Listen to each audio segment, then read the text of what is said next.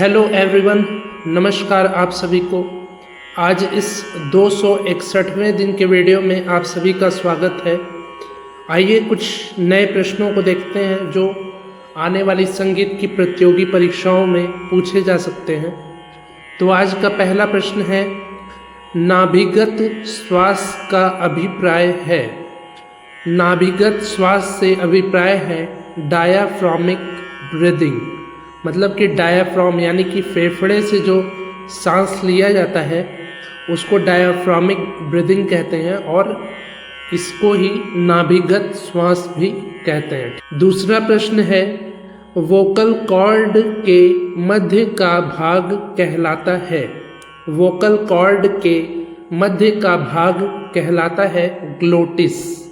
Glottis vocal cord के मध्य का भाग कहलाता है। वोकल कॉर्ड यानी कि जिसके द्वारा हम बोल सकते हैं उसको वोकल कॉर्ड कहते हैं। तो ग्लोटिस जो है उसके बीच का भाग है। तीसरा प्रश्न है, अशिक्षित व्यक्तियों से शोध सामग्री संकलन हेतु कौन सी शोध प्रविधि प्रयोग में ली जाती है। तो अशिक्षित व्यक्तियों से शोध सामग्री संकलन हेतु प्रश्नावली शोध प्रविधि प्रयोग में ली जाती है। चौथा प्रश्न है, शोध विधि नहीं है। प्रस्तावना जो है वो शोध विधि नहीं है। ठीक है। पांचवा प्रश्न है, शोध विधि है। शोध विधि है अवलोकन, सर्वेक्षण, प्रश्नावली। अवलोकन, सर्वेक्षण, प्रश्नावली ये शोध का विधि है और शोध विधि नहीं है प्रस्तावना। ठीक है। छठवां प्रश्न है, आमद शब्द संबंधित है। आमद शब्द संबंधित है कथक नृत्य से। कथक नृत्य में आमद शब्द का प्रयोग होता है। सातवां प्रश्न है, जगह जो पारंपरिक तानपुरे के निर्मित के लिए प्रसिद्ध है।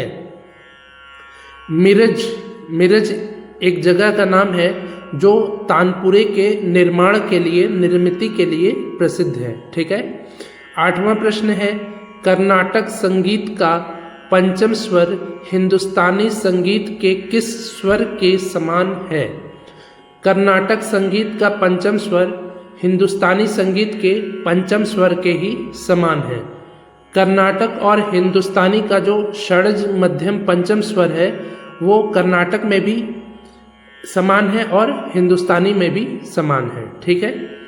नौवां प्रश्न है, कर्नाटक संगीत का प्रति मध्यम स्वर हिंदुस्तानी संगीत के किस स्वर के समान है। कर्नाटक संगीत का प्रति मध्यम स्वर हिंदुस्तानी संगीत के तीव्र मध्यम स्वर के समान है। जो हिंदुस्तानी संगीत में तीव्र मध्यम स्वर है उसको कर्नाटक संगीत में प्रति मध्यम कहते हैं और शुद्ध मध्यम को शुद्ध मध्यम ही कहते हैं। ठीक है। 10वां प्रश्न है, कर्नाटक संगीत और हिंदुस्तानी संगीत दोनों में समान स्वर है। तो जैसे कि मैंने पहले भी बताया है आपको कि कर्नाटक और हिंदुस्तानी संगीत में समान नाम वाले स्वर हैं षड्ज मध्यम पंचम, सा म प। ये तीनों स्वर कर्नाटक और हिंदुस्तानी दोनों संगीत पद्धतियों में समान है। 11वां प्रश्न है, भारतीय संगीत का आधार है। तो भारतीय संगीत का आधार है मेलोडी। मेलोडी जो है वो भारतीय संगीत का आधार है। 12वां प्रश्न है, पाश्चात्य संगीत का आधार है। हारमोनी पाश्चात्य संगीत का आधार है। पाश्चात्य यानी कि वेस्टर्न। वेस्टर्न दक्षिण भारतीय संगीत अलग है जो कि हिंदुस्तान में ही है, दक्षिण के तरफ। ठीक है। उसको दक्षिण भारतीय संगीत या कर्नाटक संगीत कहते हैं। और पाश्चात्य संगीत यानी कि वेस्टर्न संगीत, अंग्रेजों का संगीत, ठीक है, आप इसको कह सकते हैं, उसको पाश्चात्य संगीत कहते हैं, वेस्टर्न संगीत को। तो उसका जो आधार है वो है हारमोनी और भारतीय संगीत का आधार है मेलोडी। इसके बाद 13वां प्रश्न है, अखिल भारतीय गंधर्व महाविद्यालय मंडल के संस्थापक हैं।